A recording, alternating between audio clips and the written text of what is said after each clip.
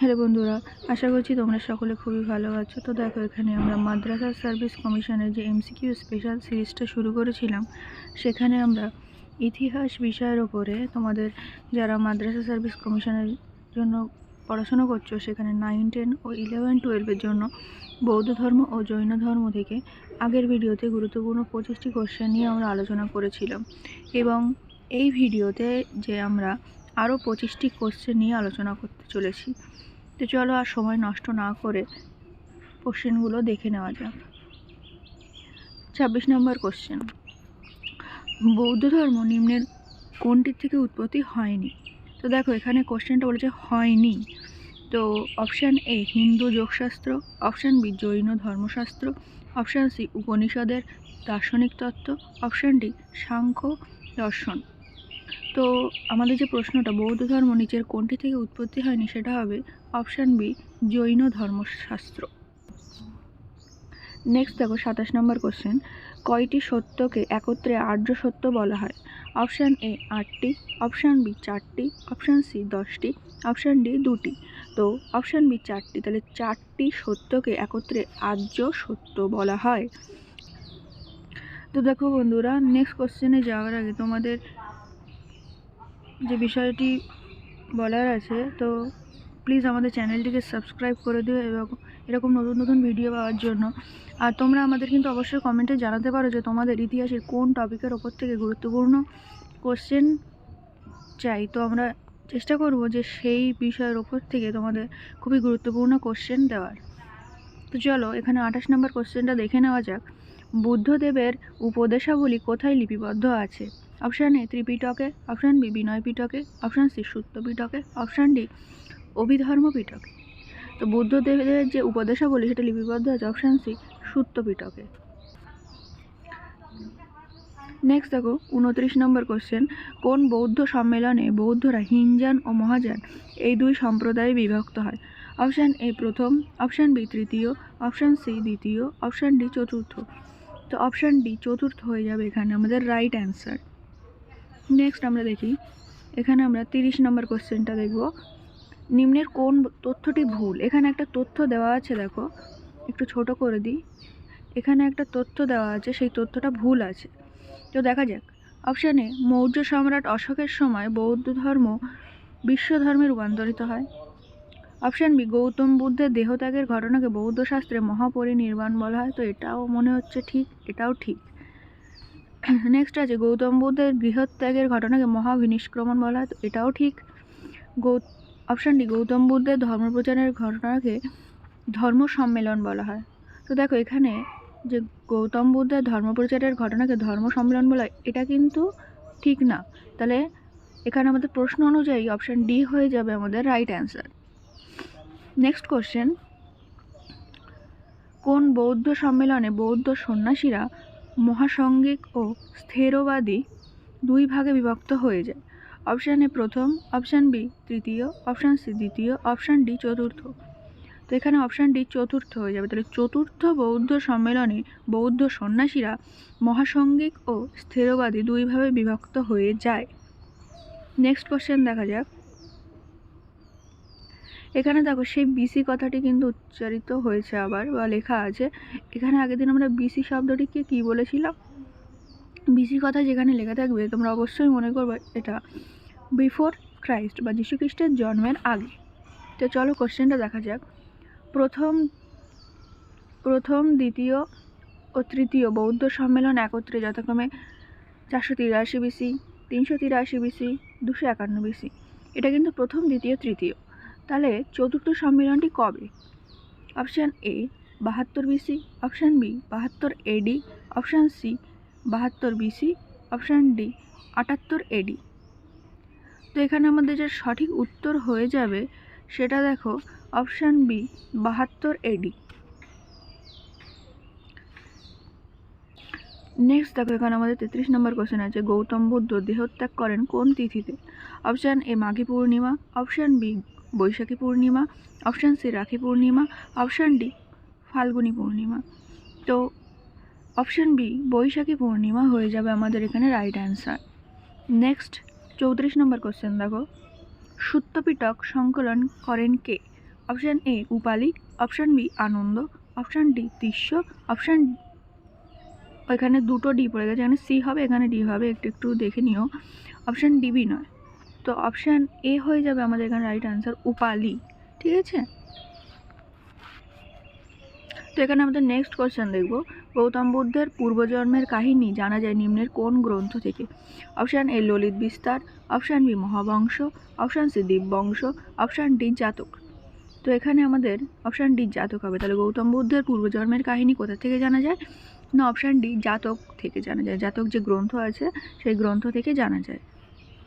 এখানে 36 নম্বর কোশ্চেনটা দেখো, যে 4টে আর্য সত্য আছে সেগুলো কি? অপশান এ পৃথিবী দুঃখে পূর্ণ, দুঃখের কারণ হলো আকাঙ্ক্ষা। অপশান বি আকাঙ্ক্ষা জয় করলে দুঃখ নিবারিত হয়। অপশান সি অষ্টমার্গ অনুসরণ, না অপশান ডি বা 4 নম্বর অপশান সবগুলি। তো এখানে আমাদের 4 নম্বর অপশানটা সঠিক হয়ে যাবে, সবগুলি আনসার হবে। নেক্সট কোশ্চেন 37 নম্বর কোশ্চেন, গৌতম বুদ্ধ তার পরিবার পরিজন ছেড়ে পথে বেরিয়েছিলেন, একে বলা হয় যে গৌতম বুদ্ধ নিজের পরিবার পরিজন ছেড়ে রাস্তায় বেরিয়েছিলেন, একে কি বলা হয়? অপশান এ বা অপশান 1 মহাবিনিষ্ক্রমণ, অপশান 2 নির্বাণ, অপশান 3 মহাপরিনির্বাণ, অপশান 4 ধর্মচক্র প্রবর্তন।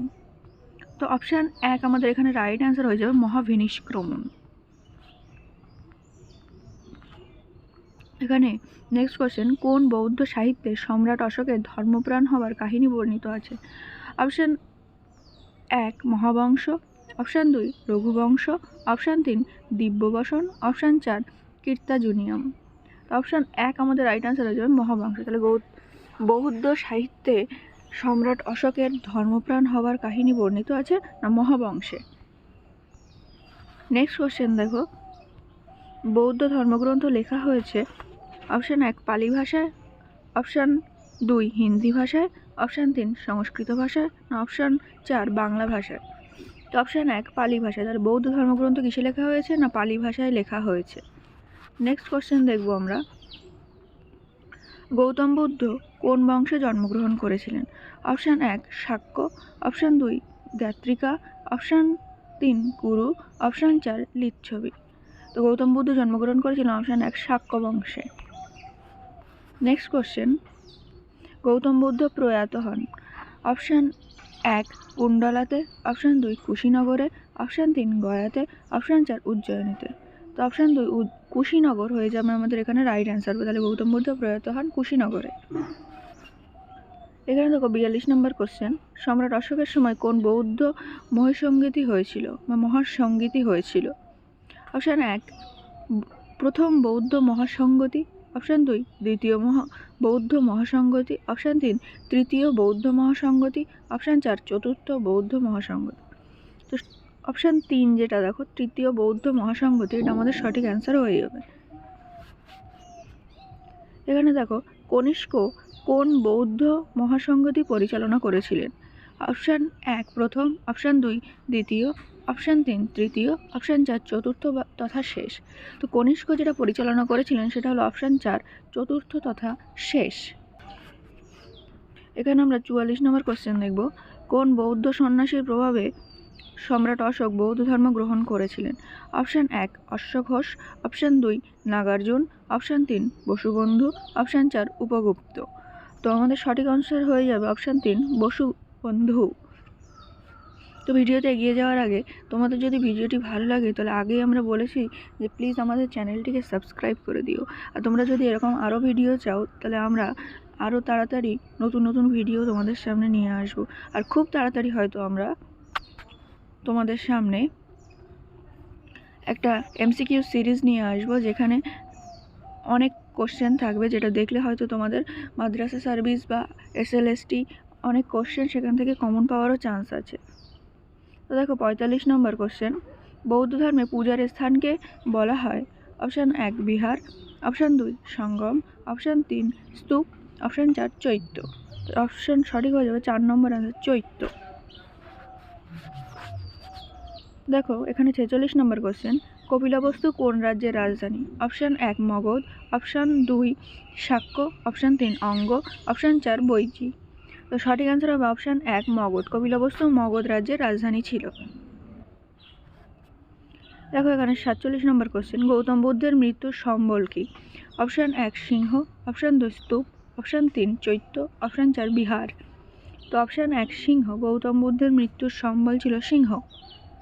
নেক্সট কোশ্চেন দেখো, গৌতম বুদ্ধের প্রয়াণকে বলা হয় অপশান 1 মহাপরিনির্বাণ, অপশান 2 মহাবিনিষ্ক্রমণ, অপশান 3 নির্বাণ, অপশান 4 ধর্মচক্র পরিবর্তন।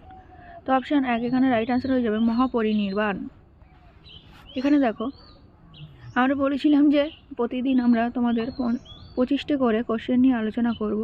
তো আগের ভিডিওতে আমরা তো 25টি কোশ্চেন নিয়ে আলোচনা করেছিলাম, এই ভিডিওতে আরও 25টি কোশ্চেন নিয়ে আলোচনা করেছি। যার 49তম কোশ্চেন দেখো, গৌতম বুদ্ধ কত বছর বয়সে প্রয়াত হন? Option A 80, option B 78, option 3 89, option 4 87। তো গৌতম বুদ্ধ প্রয়াত হন অপশানে 80 বছর বয়সে। নেক্সট কোশ্চেন দেখো 50 নম্বর বা আজকে আমাদের যে ভিডিও আছে সেই ভিডিওর লাস্ট কোশ্চেন, গৌতম বুদ্ধ উরুবেলাতে বা বৌদ্ধ গয়া মহাজ্ঞান লাভ করেছিলেন উরুবেলার কোন নদীর তীরে অবস্থিত? যে উরুবেলা নদী সেটা কোন নদীর তীরে? Option 1 Narmada, option 2 Tapti, option 3 নিরঞ্জন, অপশান 4 সরস্বতী। তো অপশান 3 নিরঞ্জন। তাহলে গৌতম বুদ্ধ উরুবেলাতে যে মহাজ্ঞান লাভ করেছিলেন এই উরুবেলাটি নিরঞ্জন নদীর তীরে অবস্থিত। তো তোমরা যারা মাদ্রাসা সার্ভিস কমিশনের এক্সাম দিতে চলেছো ইতিহাস বিষয়ের ওপরে, সেখানে দেখো আমরা বৌদ্ধ ও জৈন ধর্ম থেকে আগের ভিডিওতে গুরুত্বপূর্ণ 25টি কোশ্চেন নিয়ে আলোচনা করেছিলাম এবং এই ভিডিওতে আরও 25টি কোশ্চেন নিয়ে আমরা আলোচনা করেছি। তো তোমরা যদি আরও অন্য টপিকের ওপর থেকে ভিডিও চাও তাহলে অবশ্যই কমেন্টে আমাদের জানিও, আমরা খুব তাড়াতাড়ি সেই বিষয়ের ওপর থেকে তোমাদের কোশ্চেন নিয়ে আসবো। তো আমাদের ভিডিওটি যদি তোমাদের ভালো লেগে থাকে তাহলে অবশ্যই লাইক, শেয়ার এবং সাবস্ক্রাইব করে আমাদের পাশে থেকো।